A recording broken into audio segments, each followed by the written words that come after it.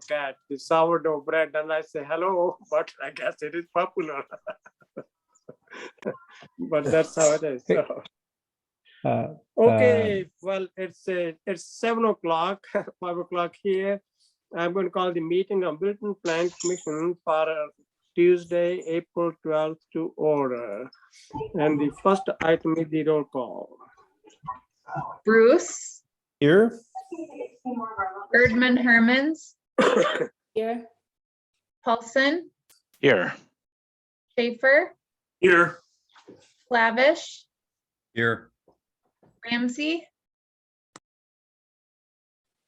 Ramsey's not on yet. Brar is present. Okay, so it's 7 o'clock, and the first thing is the public hearing. This is the general implementation plan, Madison Development Corporation Apartments. It should be corrected at 6404 to 6408 Century Avenue. In the notice, it's accurate, but it's here not. So in any case, 6404 to 6408 Century Avenue.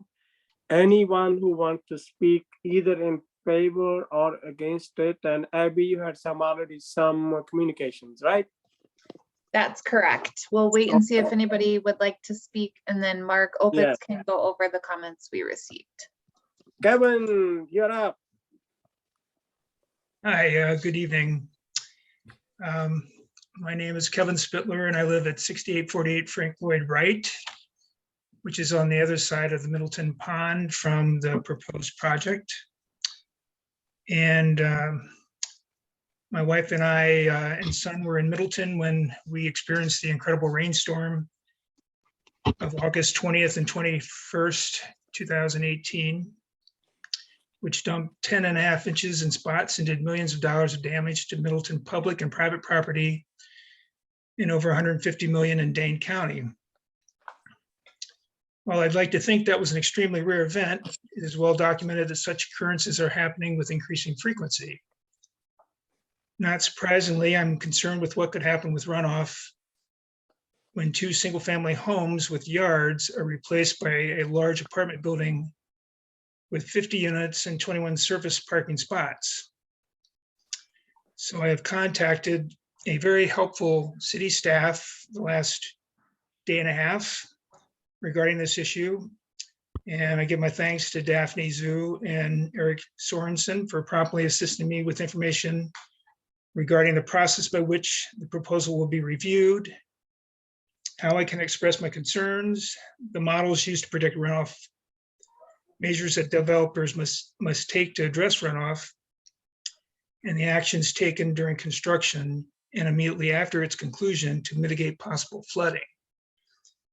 At this point, my lingering concerns are related to the status of Middleton efforts to update relevant city ordinances and regulations, as well as encouraging all new developments in the city, including for the 2 large developments just north of Milton Hills, that being Acre Farm and Bell Farm, which are very large farmland subdivisions, to now move to incorporate current best practices for runoff control, as well as resiliency and other climate-friendly considerations, which I believe is happening to some degree. And just I'd like to make a final remark that the citizens of Middleton put our trust in city staff to hold developers accountable for all such measures. So it's good to have them required, but it's another thing to make sure they're implemented. So thank you for this opportunity to be heard. Thank you, Kevin. Next one is Elder Susan West. Thank you, Mayor. I'm speaking in favor of the development. I held a forum hearing earlier back sometime in the fall, I don't remember when, with the developer and the residents of both Guard Park and Middleton Hills.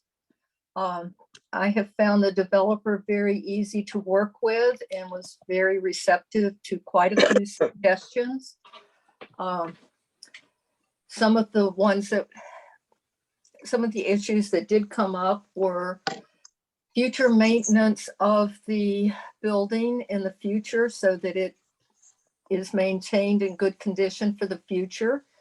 And there was a very positive answer in that her company itself, the development corporation, does all the maintenance in the future. They're not off-site letting others do it. Other concerns were the traffic on the private alley, which Guard Park owns, that's next to the building. The developer very willingly paid for including that in the traffic impact analysis. I haven't seen the analysis yet, but I found her very willing to do that. Concerns about the stormwater will be, detention pond will be moved to the front of the building. So there'll be a big infiltration pond, which then can overflow into the city storm sewer. This will be much better stormwater control than actually Guard Park, which simply has downspouts that run into the Middleton Hills ponds. But this stormwater will not be going into the Middleton Hills Stormwater Detention Facility. And it has to go to Water Resources and meet all of the city guidelines. Other things that were of concern, the developer's willing to put in a fence between the property and Guard Park so that Guard Park residents can feel protected. The driveway to the underground parking goes down, so there shouldn't be any problem with lights shining into the windows of Guard Park residents. There's going to be a rooftop garden, which is sustainable. There's a lot of sustainability features. And I think I'd like to address, we are able to house 50 families in a very small area. So this will actually have less impact on stormwater runoff than the equivalent of 50 single family homes. And the building will be paying stormwater utility fees based on square footage of impervious surface. So that will help our stormwater utility. And I think that's everything I can think of, but it was a very positive meeting that we had with the residents of Guard Park. Thank you. Thank you, Elder West. I appreciate it. If there is anyone else who may want to speak at this time, either for or against this, please raise your hand, or if you're on telephone, pick up the phone and call. There's a lot of sentimental value, and he's like, yeah, there's this. Can't really connect to him. Does somebody want to speak? Please raise your hand. Otherwise, mute your phone. Okay, so Abby, I don't see any raised hand. Do you? I do not. Okay. Deb from the tab, did you want to speak? Yes, I do. I live at 6823 Century Avenue, which is right across from the proposed development. Okay, go ahead, I'm please. concerned. First off, we have so many new apartment buildings going up around the area. Down on Branch Street, they're building an apartment. Across from where I work at Gilson on Parmenter. They've just built a brand new apartment building. The last couple years, they've put up the aviary, which is right next to where we work, and another apartment building.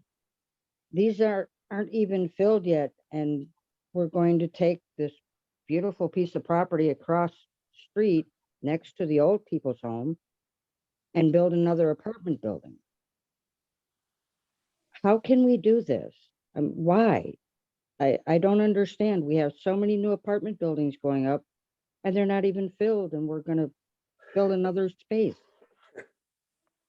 I'm also concerned about all the traffic that's going to come, possibly the noise from the construction, the dirt, the dust. You know, for all of us. I know my neighbors down the street of Century Avenue really don't want this. So what can you know, what else can you tell me about this? Why do we need this?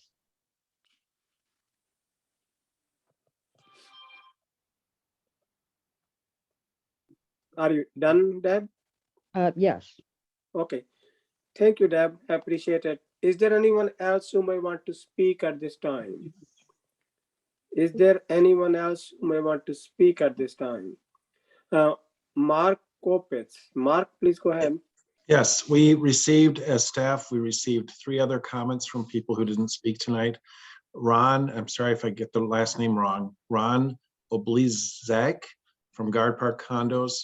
He, the emails on the screen, his concerns boil down to safety, traffic congestion associated with this and other nearby apartment buildings that are under construction. He was also concerned about the height and size of the building, school crowding, and he also stated that he feels that rental housing is not consistent with the vision of Middleton Hills. That's at those are his 6 points. The next comment we received was from Jim Iliff, 3100 Nightingale Lane, and he emailed in support of the rezoning. He said the project will increase the stock of affordable housing, enhance the attractiveness along this Century Avenue road corridor, and he noted that the site is proximate to services, schools, and entertainment. And then we received a phone call today from Joanne Fry, 6917 Century. She called in opposition to the project due to concerns about traffic and the size of the project, size of the building. Those are the only other comments we're aware of. Thank you, Mark. Yep. Anyone else who may want to speak at this time? If you're on the telephone, just start speaking. Okay. Mayor there are- Brar, just really quickly for the minutes, could I please get the last name of Deb who spoke? I would like to include your last name in the minutes for the meeting. It's Saunders. Saunders. Thank you. No problem. Thank you, Deb Saunders. Okay. There are no more takers. I'm going to close that part of the public hearing, and it's now beyond 7:05. It's actually 7:12. So I'm going to open the second public hearing with the conditional use permit for the Middleton Cross Plain Area School District, 2100 Bristol Street. So you may be familiar. This is the improvement to the athletic field there. So anybody who wants to speak either in favor or against it, this is the public hearing for the conditional use permit for the Middleton Cross Plain Area School District, 2100 Bristol Street. Now, Abby or Daphne, you might read a small detail, or we should just assume that people who will speak, they would know. I can go over it briefly, Mayor. So this requires a conditional use permit because the second level of the athletic fields, the tallest point goes up to 38 feet and 8 inches. And so anything higher than 35 feet in our residential zones requires a conditional use permit. Specifically for schools, it requires the conditional use permit. And so this is why it is on the agenda tonight. Okay, so the only thing is the height, rather than 34, it's really 38. Okay. Right, and then it's also, expanding on the size of it. And so that also requires the conditional use permit since it is a school in a residential area. Okay. Anybody who may want to speak either in favor or against this at this time, please raise your hands, or if your telephone, just pick up and call. Abby, do you see any raised hands? I don't see any. I do not. Okay, I'm going to close this part of the public hearing, and we are going to the next item, which is the approval of the minutes. This is the approval of the Plan Commission minutes of March 22nd, 2022. Need a motion to approve. Motion to approve. This is Paulson. Okay, need a motion by Commissioner Paulson. Need a second. Second by Schaefer. Second by Commissioner Schaefer. Any question, comments, or changes? Anything? Okay, I don't see any raised hand. All those in favor of the approving the plan commission minutes of March 22nd, 2022, say aye. Aye. Anyone opposed? Motion passes. We are on to agenda item number 1, extraterritorial certified survey map for Hartman.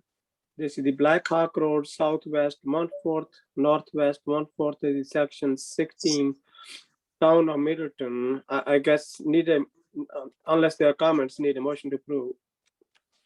I was simply Motion. going to say, Mayor, this is Mark. The engineering Okay. staff reviewed this today and there are no comments, no review comments from the engineers. They said it was fine. Okay. Any other information, Abby, Daphne, anyone?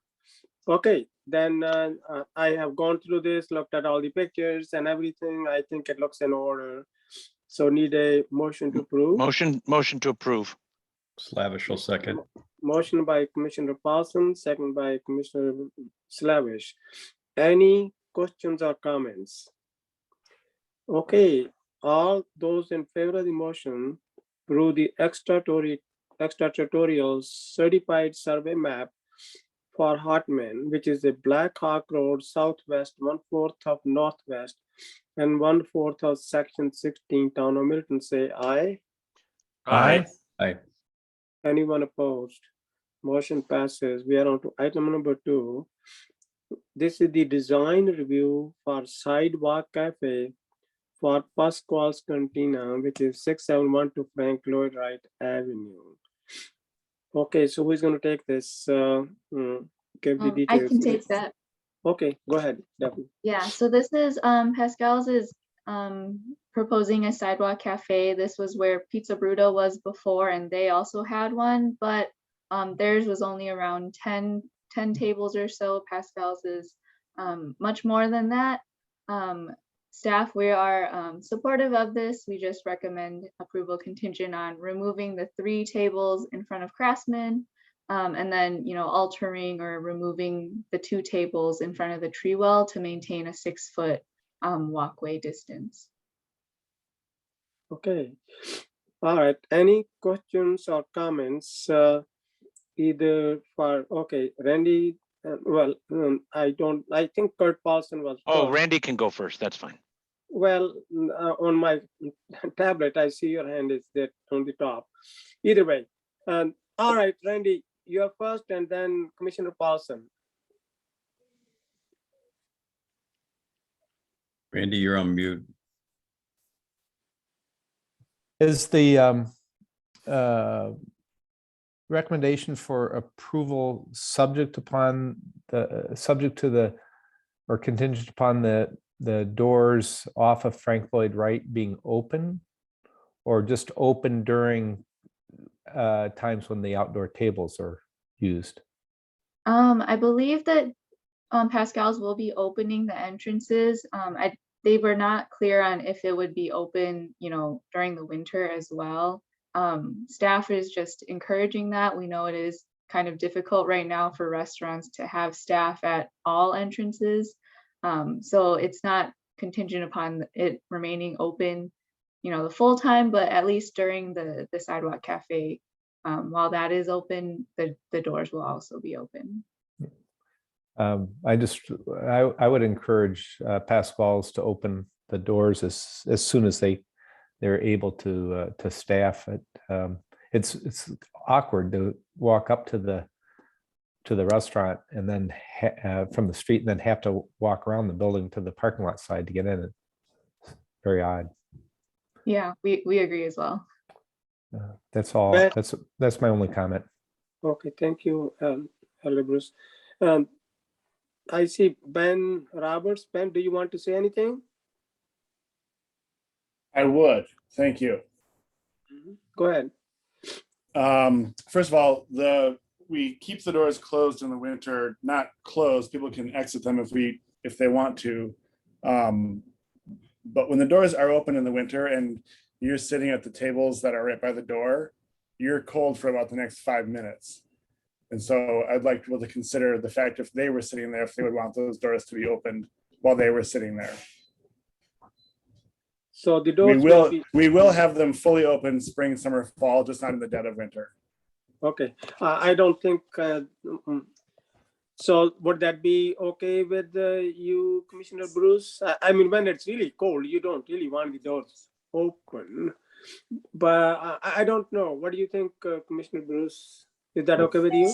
Well, it's, I mean, he, obviously he knows the operations much better than I do. I just know as a patron, it's a little awkward and, you know, if I go to the restaurants there, I try to park on the street if I can. If I can't, then I'll go around to the back. And I think his suggestion of keeping them open 3/4 of the year is a reasonable suggestion. Thank you. Commissioner Paulson. Yeah, on the doors, I know that we've had some discussion over the years with Middleton Hills of ensuring door access to the street for the exact design reasons of the kind of walkable Main Street feel along that.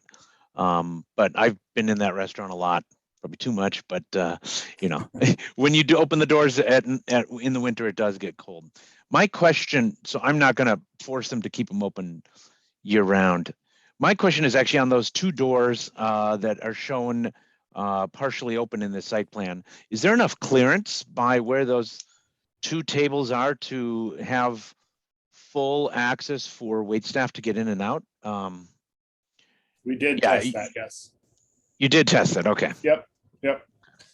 And so then, Daphne, the motion you would be looking for is to approve 12 tables, eliminate the 3 in front of Craftsman Table and Tap?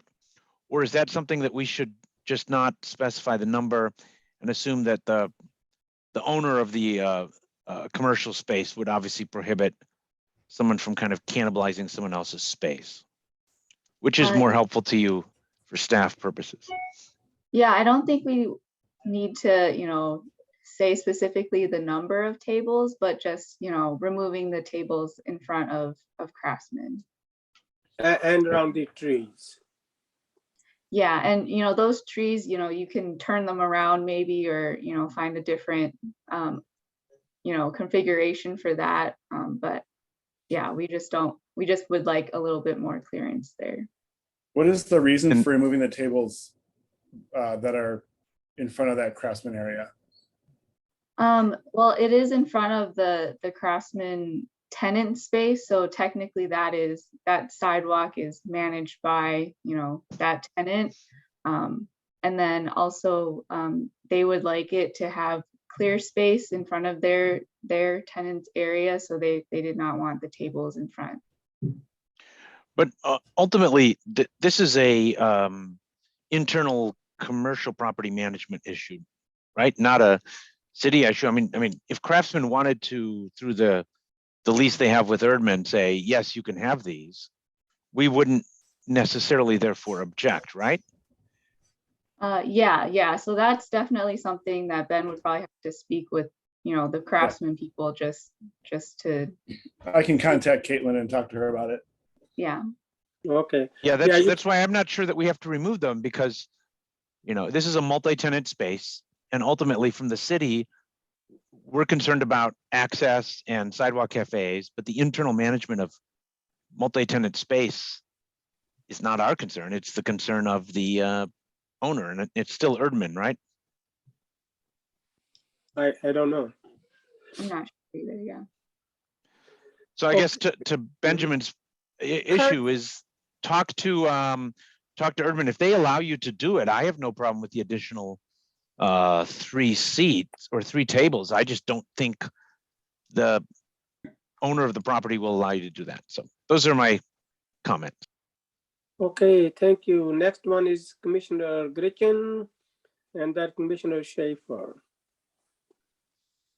Yes, my only concern is that we're seeing these with the chairs pushed in, but when people are sitting at them, the chairs can be in multiple positions. And I just want to ensure that there's enough clearance for handicap accessibility around all of the doors. So I'm not sure how that would be phrased, but I would just like to make sure that there's enough space for people to actually be able to get in and out with their wheelchairs. Thank you, Gretchen. Commissioner Schaefer. Yeah, I think it's a really nice idea.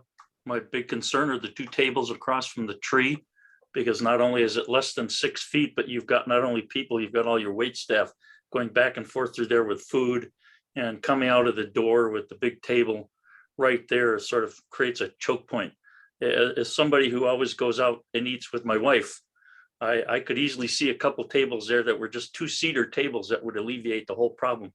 And all you would lose would be the equivalent of 1 table, not 2 tables. But I think you need to do something at that spot. Other than that, I think it's a fine, great idea. Okay, thank you. So the next one is Elder Susan West. Yes, I just wanted to confirm that Dan Erdman is the owner of the property. And so probably he should be consulted in terms of the 3 tables in front of Craftsman, along with the Craftsman management too. Okay, thank you, Elder West. Gretchen, Commissioner Gretchen, you still have your hand up, or is it from the past? Okay, That was a mistake. okay. Well, I need a motion to approve now. Whether it's clear that we do not want the tables, absolutely not on the trees. And Ben has to work with the management, whether or not he can put those tables across from Craftsman's. Well, Okay. Mayor, so Mhm. in terms of how we phrase that motion, Uh-huh. we have an ordinance that says that there must be 6 feet of unobstructed public pedestrian way Okay. adjacent to the sidewalk cafe, but does that ordinance also apply to proximity to trees, Daphne or Abby or Mark? It's not clear in the ordinance, but I think because of that tree well, it doesn't have 6 feet of walkway. It's like an actual like dirt right there. So But the issue is that they're not really asking for, and we're not actually able to give a variance from that section of the ordinance.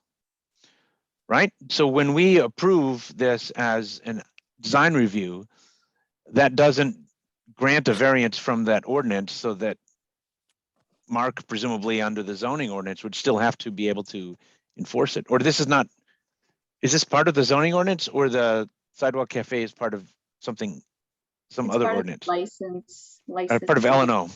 Yeah. Mhm. So we can't grant a variance anyway of something that's outside of chapter 10 of our ordinances. Okay, so he can't really put those tables there in any case, according to our ordinance then. I'm not the one who has to interpret the ordinance. I think Okay, Mark Mark? or the building inspector would have to interpret that. Well, Yeah, let's hear from Mark. So I was just double checking a street view image to make sure that they didn't have grates and that it was indeed dirt, and it is dirt. You know, a sidewalk typically is 4 to 5 feet wide, so I'm not sure where the 6 feet comes from, but I will certainly work with the building inspector. The issue isn't so much the exact placement of where these tables are, it's more the area that the tables will be. I agree with Commissioner Paulson that ultimately exactly the limits of the sidewalk cafe is really more of a property management standpoint. You know, that's really up to them. I think the general concept of allowing the sidewalk cafe in this area is really what's before you tonight, and making sure that how it functions is really more of a implementation at the staff level, administrative implementation, as opposed to, you know, design review at this point. thank you, Mark. Okay, do I have a motion now? Then I'll make the motion to approve the design review for the sidewalk cafe. Okay, need a second. Ramsey will second. Oh, Randy, go ahead. Okay, and all right, so this was Commissioner Paulson and Elder Ramsey. Okay, any further questions or comments? Otherwise, all those in favor of the design review for sidewalk cafe, Pasquale's Cantina, 6712 Frank Lloyd Wright Avenue, say aye. Aye. Anyone opposed? Motion passes unanimously. We are on to item number 3. This is the specific implementation plan, minor modification for sign and building colors and material, Lexus of Madison, 8000 Airport Road. Who is going to take it? Daphne, Mark, Abby? Yes, I'm taking this one, Mayor. Okay, go So yeah, so Lexus is just, they're adding a blade wall to the side of their building just for a logo. And then they're updating the building colors to a white color. Currently it is beige. And the material will be, I think, aluminum composite. And so staff have no issue with, updating the colors. And the signage, from what has been proposed, fits within the sign ordinance. But yeah, we just said contingent on, maintaining the similar signage sizes. Okay, I never thought there was the building itself of 125.7 feet tall. It didn't look that tall, but that's okay. So any questions or comments about this SIP minor modification? Any questions or comments? Can we get them to change the name to Lexus of Middleton? I know that's a joke, but it's called Lexus of Madison, but it's in Middleton, so. Yes, yes. So, It's, looks good. Looks good to me. Okay, so are you ready to make a motion then? Or somebody is ready to make a motion? I'll move, Commissioner Bruce will move for approval. Okay, need a second. Motion will second. Motion by Commissioner Bruce and second by Commissioner Schaefer. All right, now let this discussion begin. Any question, comments? This is your time. Any question, comments? Okay, well, if there are no further question or comments, please raise your hand. Otherwise, all those in favor of the motion to approve specific implementation plan, minor modification for sign and building colors and materials of Lexus of Madison, Middleton, 8000 Airport Road, say aye. Aye. Anyone opposed? Okay, motion passes unanimously. And just to clarify, the motion included that staff can approve the sign permit if it's similar to those presented. Absolutely. Did you write that down, Mark or Abby? Or What's in the staff comments for the agenda item anyway? So. Okay, great. Got it. All right, we are on to item number 4. Big thing here. This is the design review for baseball equipment shed at Firefighters Memorial Park. Middleton Baseball and Softball Commission, 3201 Pleasant View Road. They're going to make this bigger so that all the electrical stuff will be inside. There will be more space for the city to store things. I can't really see anything, too many negatives here. Any questions or comments, or ready to make a motion? Or if there's any questions or comments, please raise your hands. This is the design review for baseball equipment shed at Firefighters Park. They're doubling the size. What's there now? Schaefer. I'll make a. Oh, go ahead, John. I was going to say, I make a motion. This went through Parks and Parks thought it was a great idea. So I'll make the motion to approve. I'll second. Paulson. Okay. Motion by Commissioner Schaefer, second by Commissioner Paulson. That's sort of win-win situation. Any questions or comments? Any questions or comments? It's a real home run of a design, huh? Oh, Yeah, it hits it out of this room, right? Yeah. 16 feet by 36 feet. Yes. Okay, if there are no further questions or comments, all those in favor of the motion for the design review for baseball equipment shed at Firefighters Memorial Park, Middleton Baseball and Softball Commission, 3201 Pleasant View Road, say aye. Aye. Anyone opposed? Oh, Randy, you have your hand up? Yes, but it's just concerning the next item. If we're Okay, done with. you're ready for the next item. All right. Okay, motion passes unanimously. We are on to the general implementation plan of Madison Development Corporation Apartments Now we got it right here, 6904 to 6908. Who is going to take it? Is it- And before we get going, Mayor, Okay. I just wanted to abstain from this item as well as the following two, 5, 6, and 7. You do. All right. All right. Okay, Randy. Thank you. Ahead of time. Okay, so who's going to take it from the staff? Mayor, I wrote the staff report, so I can walk through that Okay. briefly. Go ahead, Mark. Yep, so what's before you tonight is a request to rezone 2 R1 single-family parcels into a planned development district GIP. For the purpose of allowing 50 apartment homes consisting of 5 studios, 31 one-bedrooms, and 14 two-bedrooms. The building would be about 48 feet tall, would have 48 underground parking stalls, 21 surface stalls, and 5 exterior bike racks. Total impervious surface area, 71% approximately.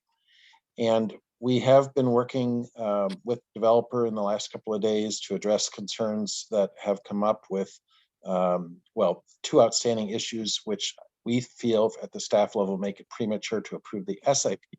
And that has to do with traffic, the TIA, traffic impact analysis, as well as the stormwater management plan, which we don't have yet. But those are details that we feel can be addressed at the SIP stage, given the nature of the issues that are coming up or surfacing. So from a GIP standpoint, from a zoning standpoint, we feel that this is compatible with the city's comprehensive plan and with the neighborhood. And we have I'm recommending that you find that it's consistent with our comprehensive plan and contingent on various conditions which are outlined in the staff report. Those include completion of the TIA and satisfaction of any recommendations arising from that. City approval of stormwater management plan, plan commission approval of the CSM, which is on the agenda tonight as well. The property shall revert to its previous zoning classification in the event that the city has not approved an SIP within 5 years. The SIP also has been submitted, so I'm sure that's not going to be a problem.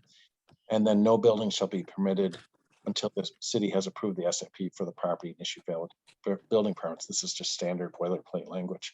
We also have reviewed the comments we've received from the public. You've heard those tonight. And I don't think any of the issues that have been raised are insurmountable to change our staff recommendation for approval. Okay. So report.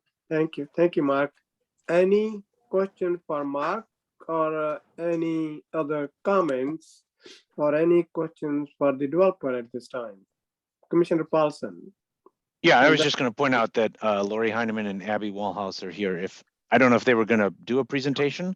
We've seen it before. I guess the main question is, can you describe just a little bit of how this has changed from the last time we saw it? Because I think we were pretty supportive last time. But just to clarify, what has changed? Either Lori or Abby. Lori, Abby, Mark, anybody wants to? I'm willing to speak up. This is Lori. Okay, go ahead, Lori. Okay, so just one quick thing. I did notice that the project location on Mark's memo has 6236 University Avenue. It's actually 6904 and 6908 Century Avenue. And I understand the confusion because we actually were trying to develop something on University Avenue. No, and I apologize. That is from a template I used for that staff report. I forgot to change the Yeah, no address. problem at all. I just noticed it now. So The no title, problem the at all. title is correct at the top, and I forgot to change that one. So Yes, it is. No problem at all, Mark. I just thought, being that it's an official meeting. And then I think that Kevin Burrow was just going to give an update on a couple of things. He has a couple of slides that he'd be happy to share on our behalf since you guys asked. Okay. Yes, Go ahead. good evening. This is Kevin Burrow with Canothian Bruce Architects. I can share my screen and just quickly walk through the project as it stands today. Everybody can see the images on my screen, is that correct? Yep. Okay, so the site is directly in front of the Guard Park condos adjacent to the Pick and Save parking lot and the Pick and Save store in itself. The layout is identical to the previously presented one, where we have our access off of Century Avenue to the 21 stall parking area, and then an immediate ramp down to the underground parking below. As was mentioned earlier, we have agreed to install a fence line along this northeastern side to serve as a visual screen and also to prevent any headlights from shining down. But as I mentioned, you ramp directly down right away. So the headlight issue would be dealt with immediately with even just a low fence would take care of that. And then we have our stormwater management located up front, and the overall massing of the building is still the same in that it does step down from 4 stories down to 3 on both ends. So it's a gradual transition in height along the front and the side. So the layout is identical. We've got the 48 underground stalls. Main entry to the building is up front, as I'm circling here in the bottom, where we have our lobby space and community room with access to an outdoor roof, a small roof area over part of the parking garage, and then the exercise room. Then we do have access to a small roof deck out of the back area as well, which would be fully screened with landscaping. The second and third floor is identical with a mixture of 1s, 2s, and then the fourth floor is what steps back. And we have the one agreement we've made with the Guard Park condos is we have 2 roof decks available to us.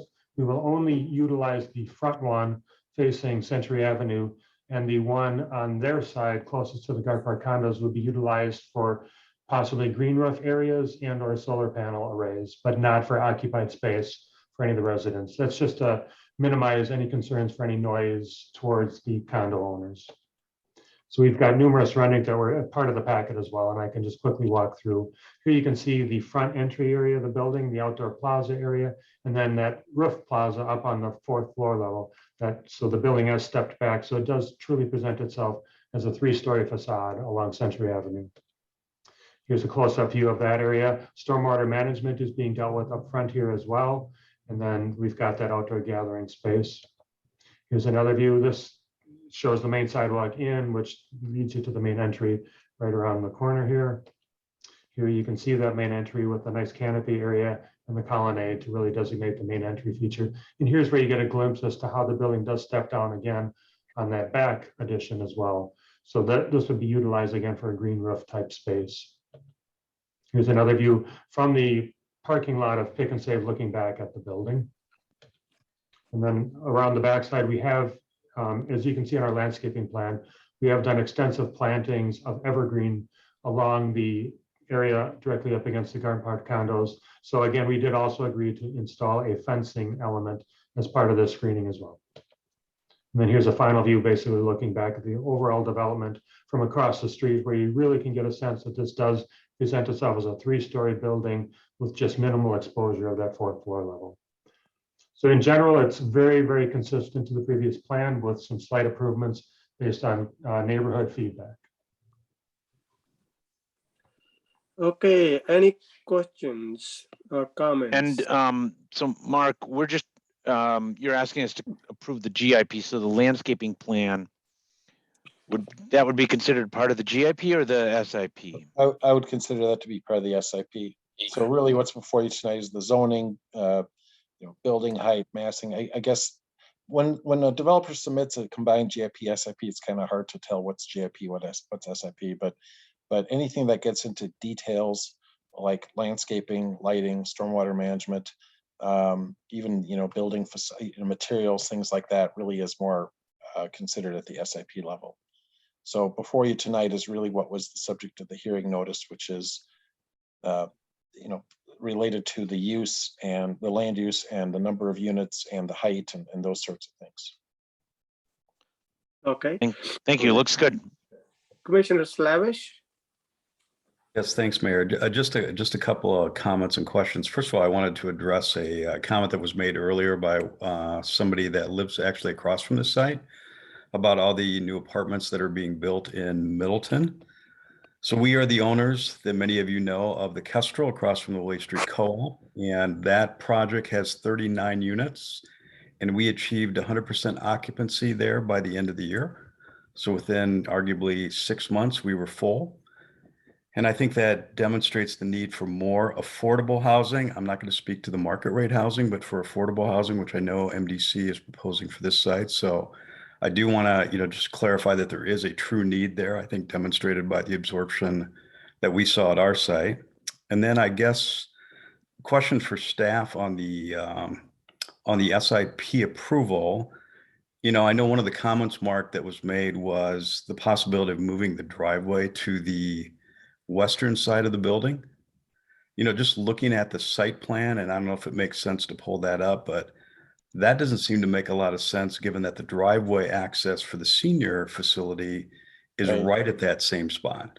Yeah, I don't support, from a planning standpoint, I don't think we support shifting the driveway. I understand the limitations that has in terms of proximity to the senior housing driveway. But the TIA, which we don't have a copy of yet, but based on the conversation I had with the city engineer, it sounds like the main issue that's going to come up with the TIA is the potential conflict that eastbound traffic will have. So imagine you're driving east on Century and you want to turn left into this building, into the driveway. There are going to be people that may perceive that person with a signal to turn left is actually turning left into Pick and Save, but suddenly they're going to be stopping earlier to turn left into the driveway and they won't be in that left turn lane. So that's the concern that the TIA seems to be focusing on. We don't have the final data yet in the final TIA, which is one reason why the SIP, it's premature to talk about the SIP. There's two solutions, I think, to that there's three options. One is do nothing and see if a problem materializes.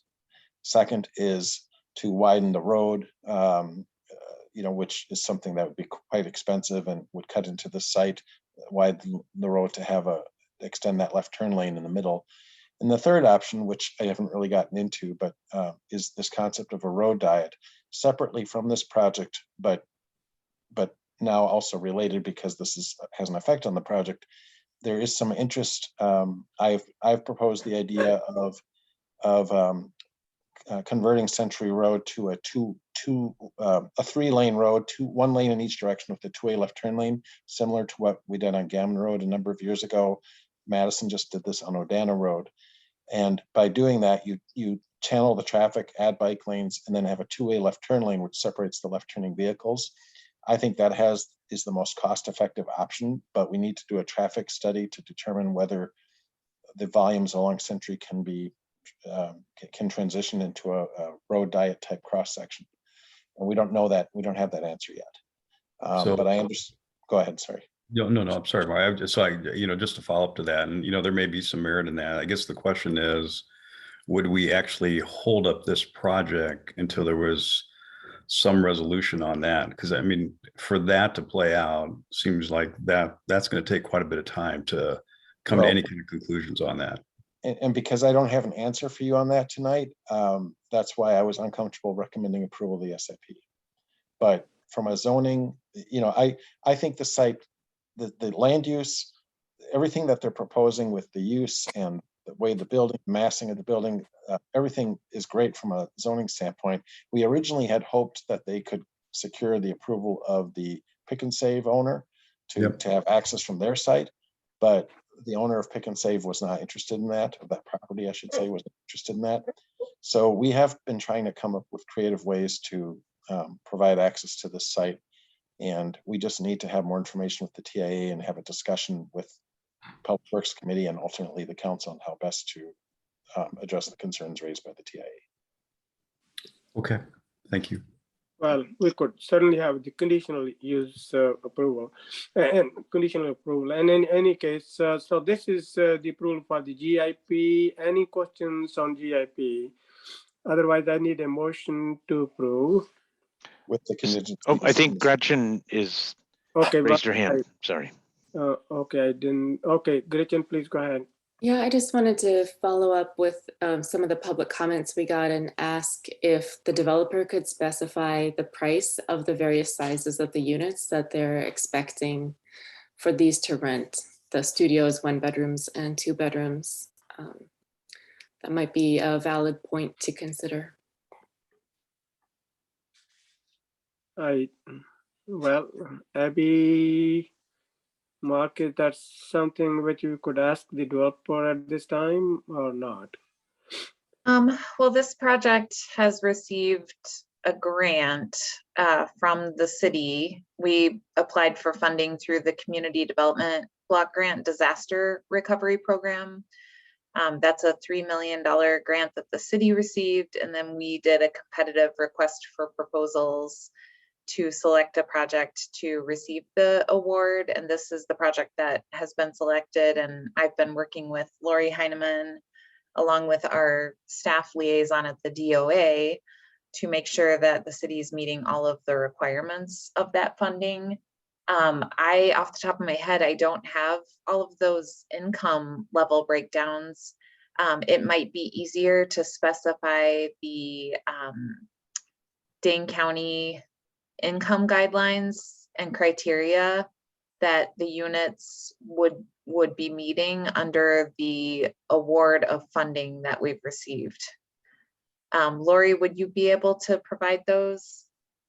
Sure, I'd be happy to. So the grant award for the CDBG-DR was, the requirement was to have 30 of the 50 units rented to households who make less than 80% of the area median income.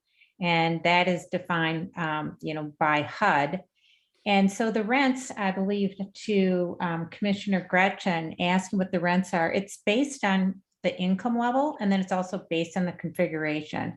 So say, for example, if the individual made less than 60% of the area median income, a 2-bedroom apartment would cost about $830. But if they made what's called market rate, or over 80% of the area median income, that same apartment would cost $1,265. So it really depends on what the person's income is, because you don't want to cost burden people in affordable housing, so that your goal is that they don't pay more than 30% of their household income to rent.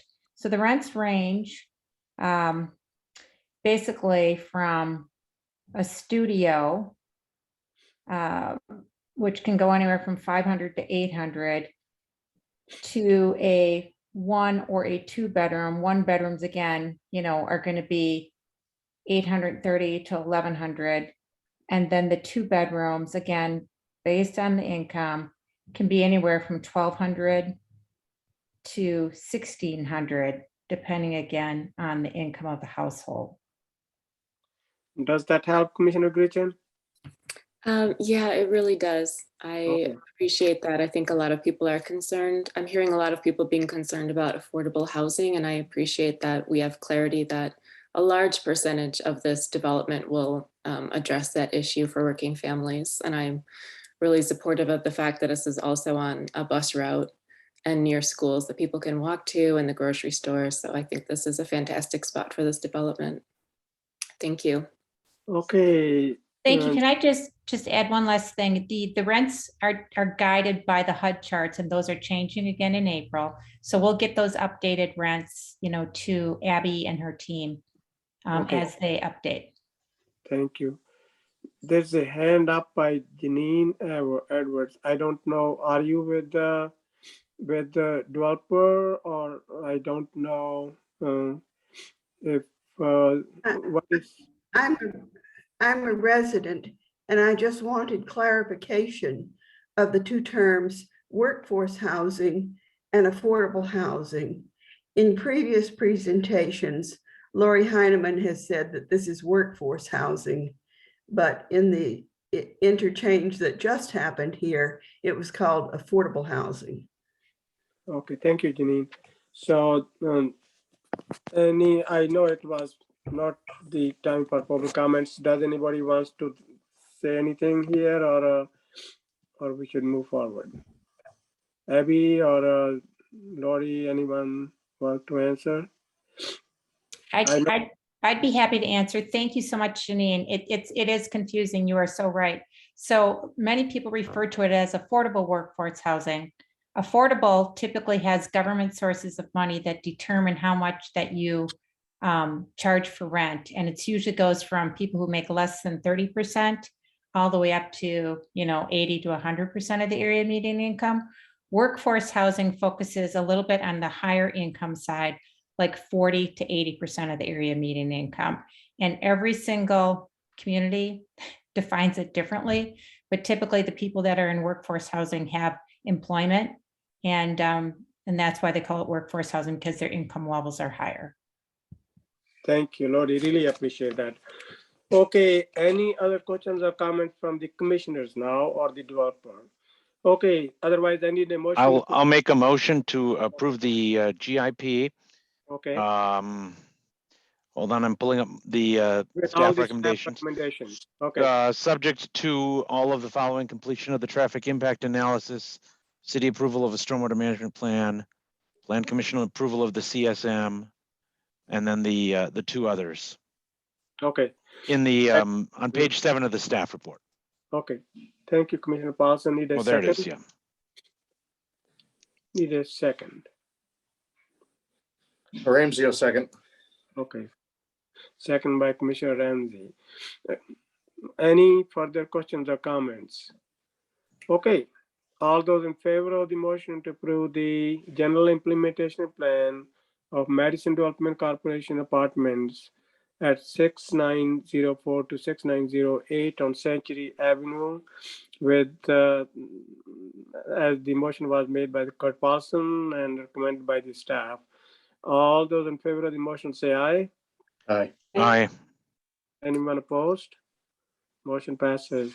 Now we are on to item number 6, which is specific implementation plan of Madison Development Corporation Apartments, 6904 to 6908 Century Avenue. I guess. Yeah, yes. very briefly, Mayor, as I mentioned under the previous item, as zoning administrator, I have considered the SIP, the information we need to approve an SIP, to be incomplete because we still need to resolve issues related to the TIA and the stormwater management plan. Those are the substantive issues.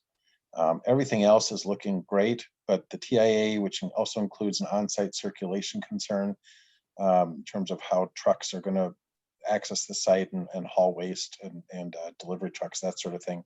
Some of those details we don't have ironed out yet. So we are recommending deferral of the SIP probably to the next meeting. So is it possible that we could approve this conditionally? Or would you rather, well, let's have input from the commissioners. You're asking about approving the SIP contingent on what, Mayor? Those 2 or 3 things which you have issues with. My response to that is if one of the options is to, you're locking yourself in then to. Okay. Okay, so let's start with Commissioner Slavish and then Commissioner Paulson. Yeah, just a quick question. I guess this would be for Lori at MDC. Lori, we understand there are some timing concerns with this approval. You know, are you prepared to kind of speak to that before we take a vote on this?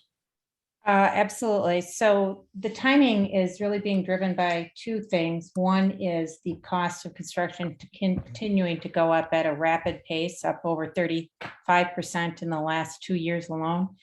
And the fact that the Federal Open Market Committee is, for the Federal Reserve, will be having 6 meetings here over the next year, including one on May 3rd and again on June 14th. Which we're very concerned that the interest rates will go up. And the way that it relates directly back to this project, in order to secure our financing, final financing from the banks, we will need full city approvals to secure that financing and lock in our rate. Other questions or comments, Commissioner Slavish, or next one is Commissioner Paulson. Mike, were you done? Yeah, I'm done, Kurt. Thanks. Well, to follow up, Lori, how much does this delay your timing? Because the GIP being approved by council would lock in the zoning. And I guess to the mayor's question of conditionally approving the SIP, I don't recall that we've ever, deferred on SIP if the only issues are the TIA, which is external to the site, and the stormwater, which is the Stormwater Management Commission.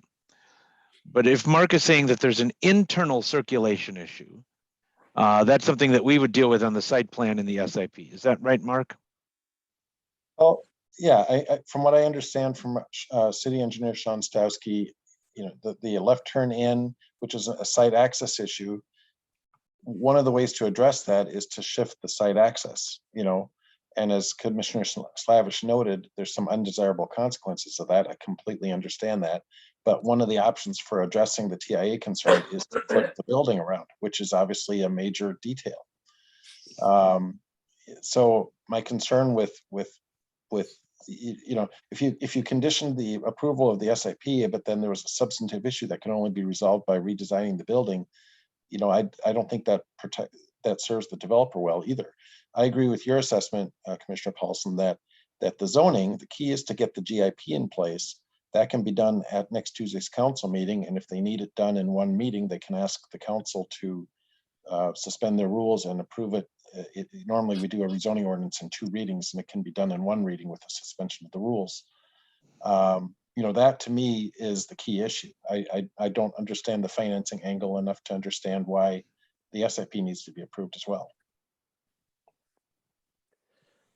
Lori, Abby, how much does this delay your timing? It would help to have an idea of when the traffic impact analysis would be done and when some of those decisions could be made. What I understood from Sean Stasky is that they should have that in the next few days, and the goal would be to have it at the next Public Works meeting, which is the 25th of April. Okay, thank you. And so when is certainty on that? And our plan commission would then be the 26th of April. Right. So does that sound okay to you, Lori, or it throws the monkey wrench in your? No, yes, that helps tremendously because we'll have some certainty as to what that date will be. So that helps very much. Thank you so much, Mark, and thank you for the comments, commissioners. So Commissioner Paulson, you're ready to make Yep, some? Yeah, I mean, if they're fine with it, then I guess the motion is to defer until the next meeting. Okay, need a second? Yeah, Slavish will second that. Okay. Okay. Any further questions or comments? Otherwise, the motion is to defer. All those in favor of the motion to defer the specific implementation plan for the Middleton Development Corporation Apartments 69046 to 690 Century Avenue, say aye. Aye. Anyone opposed? Okay, motion passes unanimously. We know Randy Bruce is abstaining. So we are on to item number 7. Certified survey map for the Middleton Development Corporation Apartment 6904 to 6908. Staff, do you want to say something, or it seems like pretty straightforward, right? Yeah, I see no problem with this going forward. There's no reason why this can't go forward at this time. Okay, need a motion to approve. Ramsey will move to approve with contingent on resolution of engineering staff recommendations. Okay, need a second. I'll second. Paulson. Okay, so the motion by Elder Ramsey and second by Commissioner Paulson. Any questions or comments? Otherwise, all those in favor of the motion to approve the certified survey map for Middleton Development Corporation Apartment 6904 to 6908 Century Avenue, say aye. Aye. Aye. Anyone opposed? Motion passes unanimously. We are on to item number 8. Big one here. Conditional use permit for the Middleton Cross Plain Area School District 2100 Bristol Street. So does staff or who wants to start? Yes, I can start. So this is for the conditional use permit, and I actually just got an email from Robin clarifying that the height will actually be about 40 feet, 41 feet for some extra leeway. And so the notice we put out didn't have a specific height on it, so we're okay on the notice for the conditional use. But yeah, they just wanted to let everyone know that it will be up to 41 feet. Okay. Now, Daphne, Abby, and Mark, we do want to make sure that this the school district owns this property. I think they do, but I want to make sure that they do, right? Yes, we do. They do. Okay. Okay.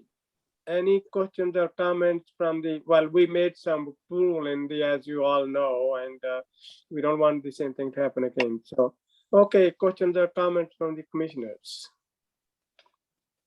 Question, well, I can start that it looks very good and I like the colors and I think it will make a huge difference for our sport program. It got a lot of good things there, so no question about it. So I'm all in favor of it. Okay, Commissioner Gretchen. I just had a question. Generally, I'm in favor of it, but with the zoning capping the height at 35 feet, do we know the basis for that? And would this impact the projection of sound in the neighborhood in any significant way?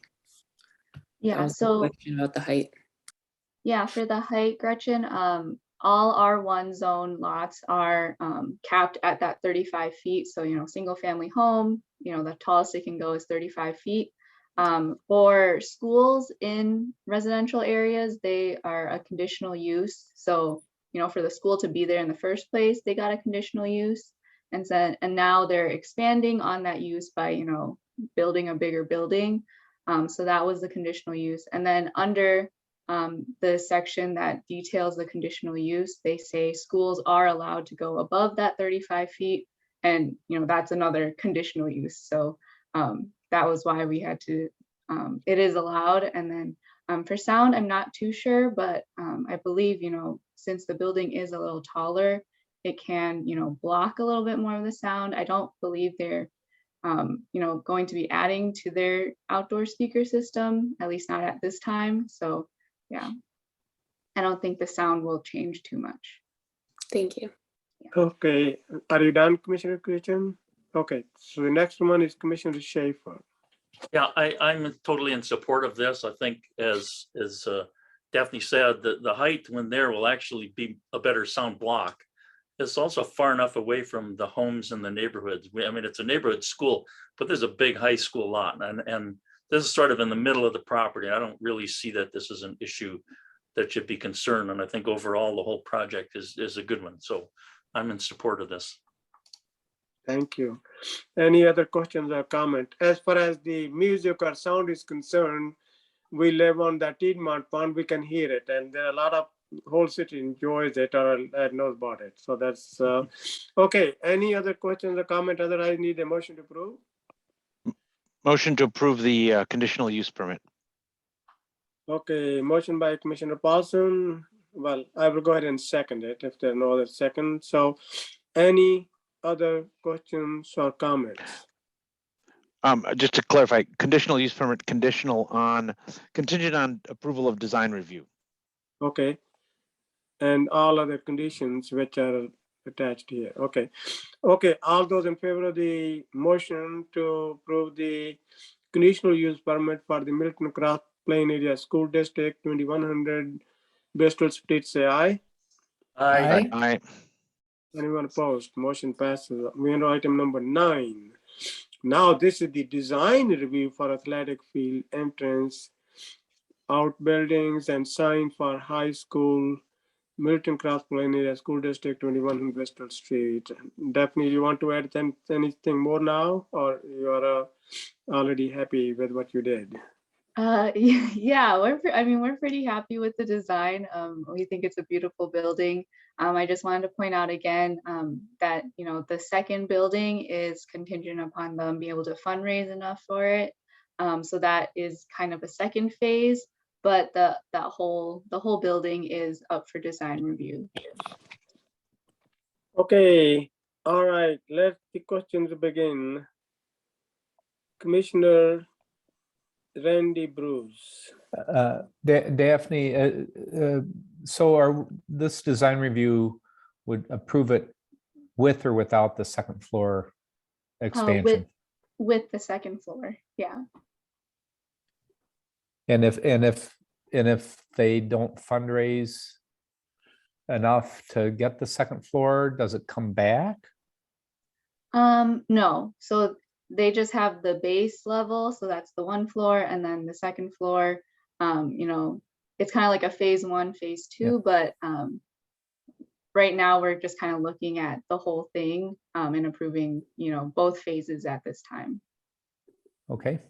Well, just, from my thoughts, I think it's a beautiful building, like you say, and it's better with the second floor if they can raise the money.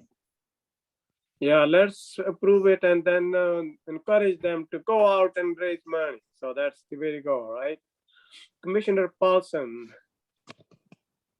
Yeah, I was also going to just say how much we appreciate the real good design work from EUA on this and the leadership of the school district and those who pulled it together.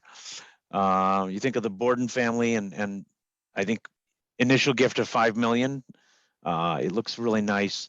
And I guess the only other issue is, some have talked about perhaps adjusting the press box, doing the seating, a new display board or scoreboard, and those would obviously have to come back to us for design review because that's not part of this package. But looks good. I guess the only question, maybe this is for, I don't know if this is EUA or Veerbecker. Is there any way to put some solar panels or LEED certification on any of these buildings?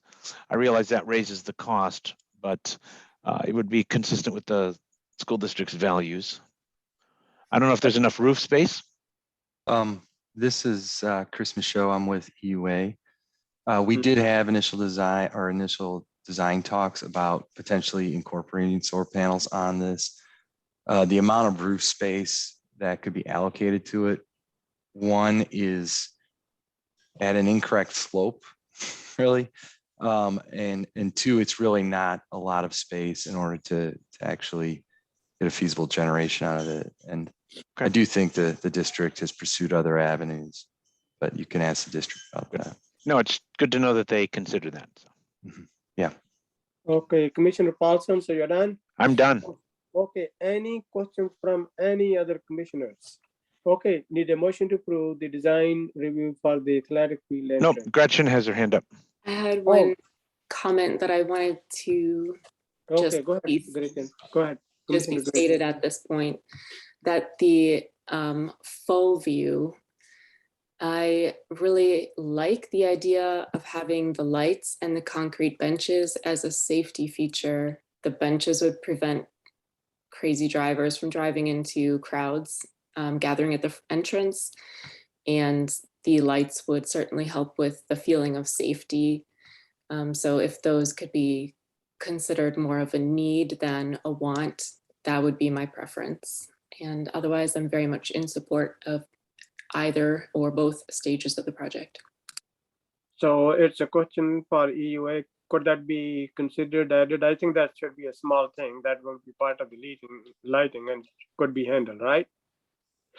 The district is evaluating this, and the way in which it's done is we're breaking it down as a base building and then a series of buy-ups.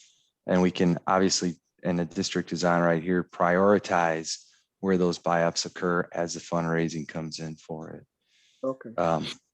So at a minimum, yeah, we definitely will bring that back to the district and the team and try to prioritize that. I agree, Gretchen, with your sentiments. In any case, you will consider it. Okay, need a motion to approve now. Schaefer makes a motion. All right, motion by Commissioner Schaefer, need a second. Okay. I'll second. Okay, good. Second by And Paulson. And just to be clear, we're adding the 3 contingencies. Yeah, with all at the least. approval of the stormwater plan, resolution of the engineering staff comments, and planning staff approval of lighting and sign plan. Yes, those 3 things included. I said those all in a motion, but I was on Yes. mute. Yeah. All right. Okay, any further questions or comments? Otherwise, all those in favor of the design review for athletic field entrance, outbuildings and sign for the high school, Middleton Cross Plain Area School District, 2100 Bristol Street, say aye. Aye. Anyone opposed? Well, motion passes unanimously. I think the Bruce voted on this one as well. Also, so now we are on to item number 10. We just need a motion to defer. These guys were not ready for it. Need a motion? Okay, I can make a motion to defer. Need a second. Bruce seconds. Okay, any questions or comments? Otherwise, all those in favor of the motion to defer the preliminary plat for Bell Farm 4887 Parmenter Street, say aye. Aye. Anyone opposed? Motion passes. We are on to our last item, discussion of in-person planning commission meetings. That's open. Please raise your hands and see what you want to say. I don't see any takers here. Oh, well, all right. Commissioner Paulson, go ahead. Well, I mean, as I sent an email to members of city council, it would be nice to have a policy that's clear for all committees. But obviously, given the supply chain limits for the kind of hybrid meeting technology, I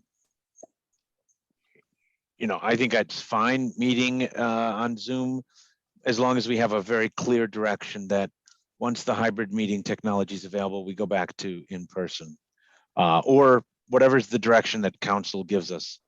We shouldn't decide it on our own. But again, just to point out is that we have to, if we do a class 2 meeting notice for like a rezoning request, staff have to be able to advertise that at least 2 weeks in the newspaper. So that means we have to decide. I think, Abby, we still have some public hearings coming up on the 27th or 26th. Is that correct? Let me look. I can't remember if we set any for the 26th. Let's see.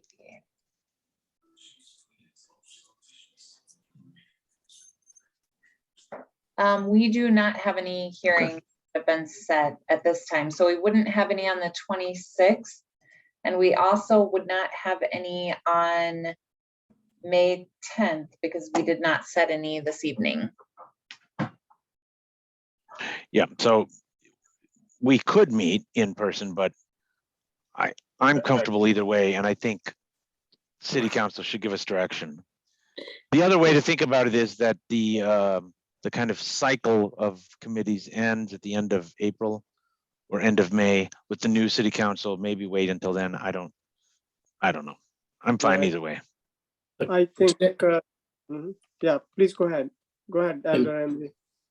To your point, Kurt, I think that the council will make a decision so that there is some continuity between committees so that we don't have various different committees doing various different things.